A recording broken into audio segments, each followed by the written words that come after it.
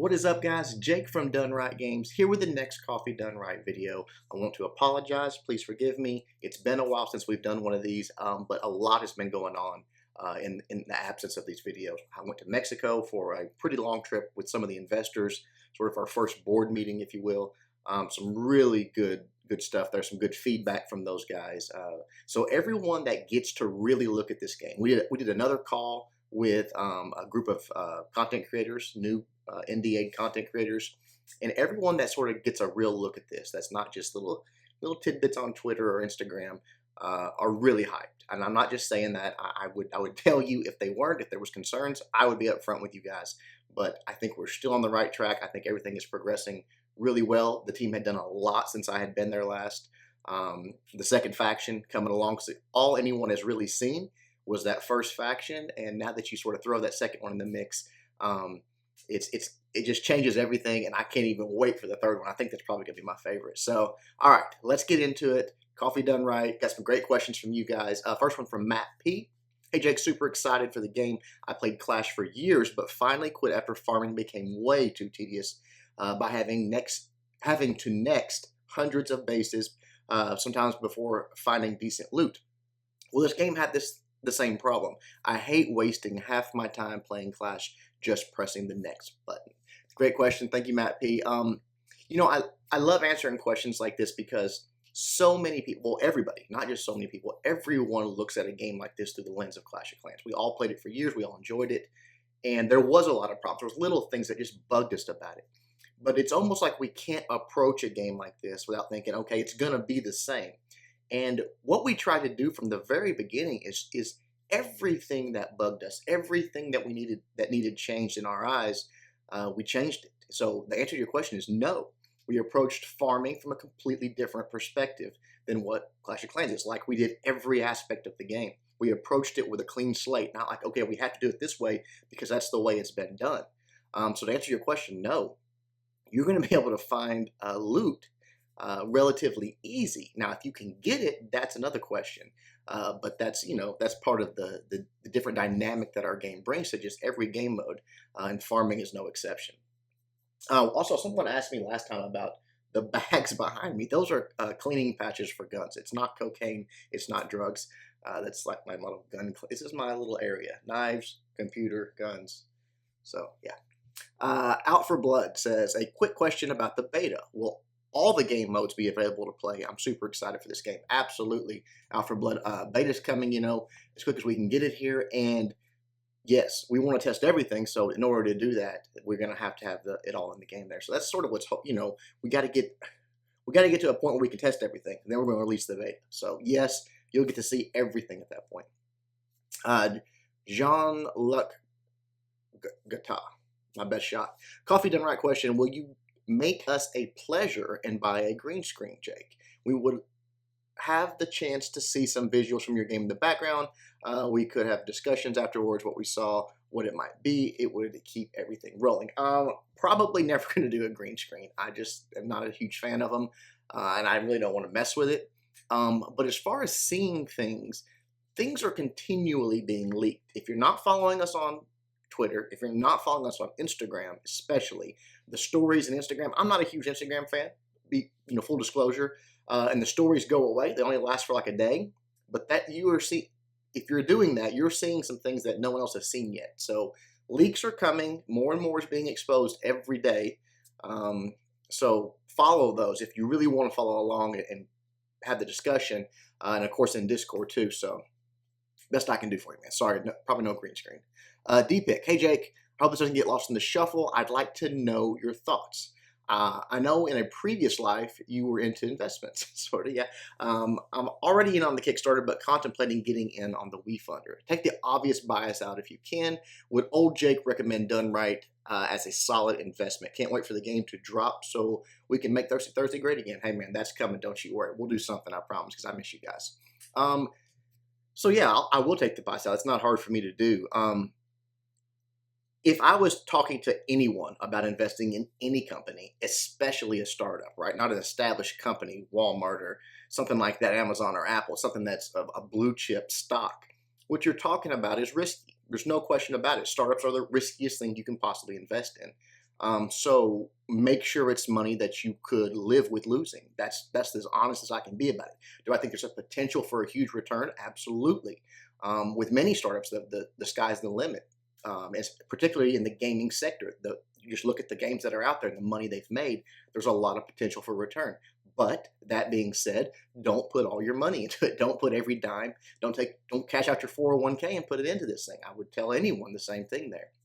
So not hard for me to not be biased there.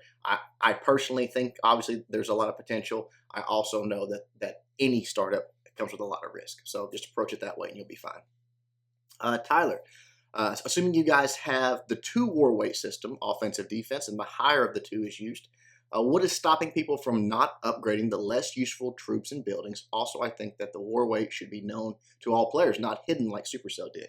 Some features that would be nice are being able to see the war weight at any time, and when you upgrade something, it should tell you how much your war weight. So, Tyler, you have fallen into the same trap.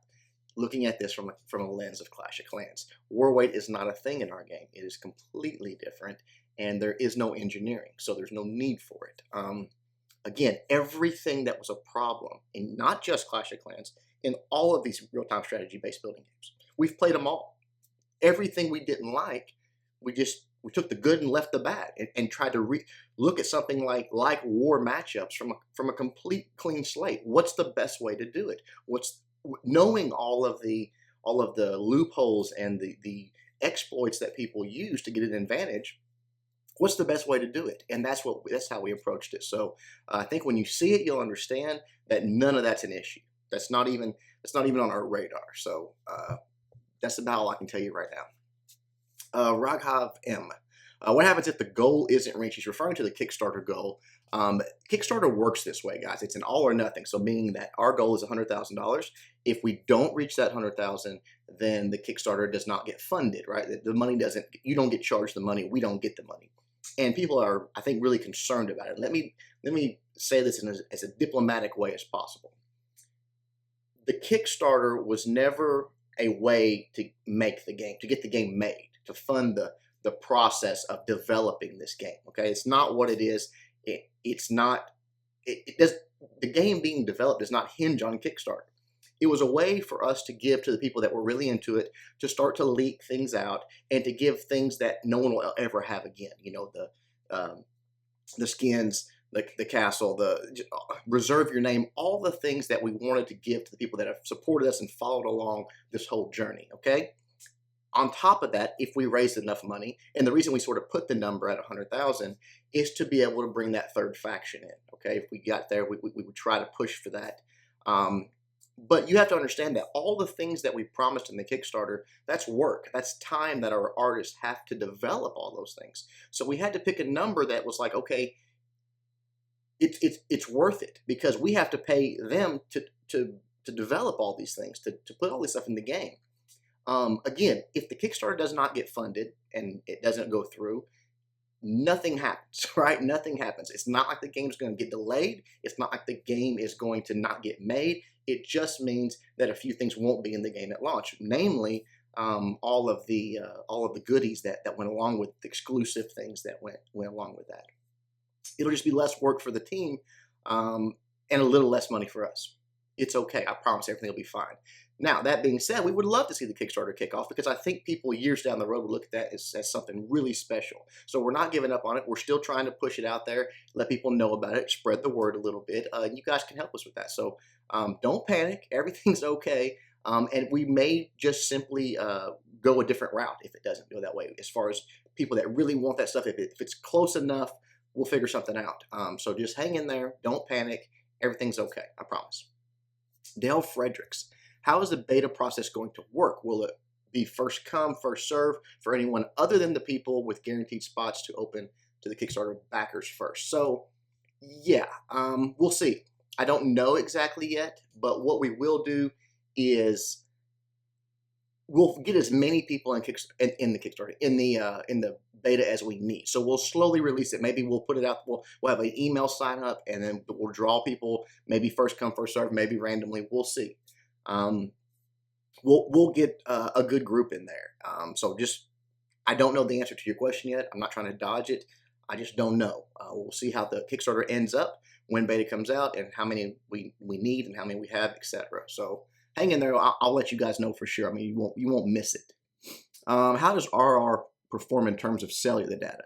I know it's not even in beta yet. Just wondering. COC uses very minimal data, which is great for those with small data plans who aren't always able to play on Wi-Fi. Yes. What I can tell you is that we are extremely cognizant of that. We understand that that's an issue for some people, that they're not always on Wi-Fi and they don't necessarily have an unlimited plan. So we're trying to keep it as little as we can. But ours will probably have more data draw than Clash does, simply because one of the ways we avoid the cheating, like is so prevalent there, is the way data is fetched. I'm not the one to describe these terms. So it could be a little more, but we are trying to keep everything reasonable as far as that goes, because we know that's an issue. So yes, it's too early for me to tell you what how it compares, but we'll keep it as light as possible. Super Nikio 2. Will the beta be NDA protected? No. Once the beta starts, people can stream, people can put content out, whatever. It's going to be all out there. There's just going to be too many for us to try to keep everybody NDA'd. So that's at that point you'll know all and you'll see all. Obviously, it's beta, and it's a real beta. It's not a beta that's going to last 2 years. It's a real beta, and so there could be changes. What you see may not be the final product, but it is a beta that you'll be able to see even if you're not in it. So you'll get a good idea of what's going to be in the game. Let's see. So it's the same guy, John Luck Gatoth, Coffee Done Right question. Am I going to get through one of these videos without doing that? The thing I hate most on strategy games is when the game itself limits the time I can play the game via troop healing times, insufficient in-game currency, income to afford attacks. Please tell me I will be able to play your game as long as I want to, not as long as the game restricts me to. John, this is something that this is where you guys get the benefit of us being gamers, right? Because that's a frustration of mine. It always has been. You will be able to play this game as a free-to-play player as long as you want to. And when I say that, I mean 24 hours. And I don't mean sitting around waiting and you can just be on the game. You can literally play the game as long as you want to. There will be no break on playtime. There will obviously be breaks on progression, but you can play, man, and you can play as much as you want. I promise you that. You will love it. Just trust me. You'll love it. No problems there. Hector says, great video. I'm looking forward to the beta release. I've already pledged Tier 5 package. Thank you for the support.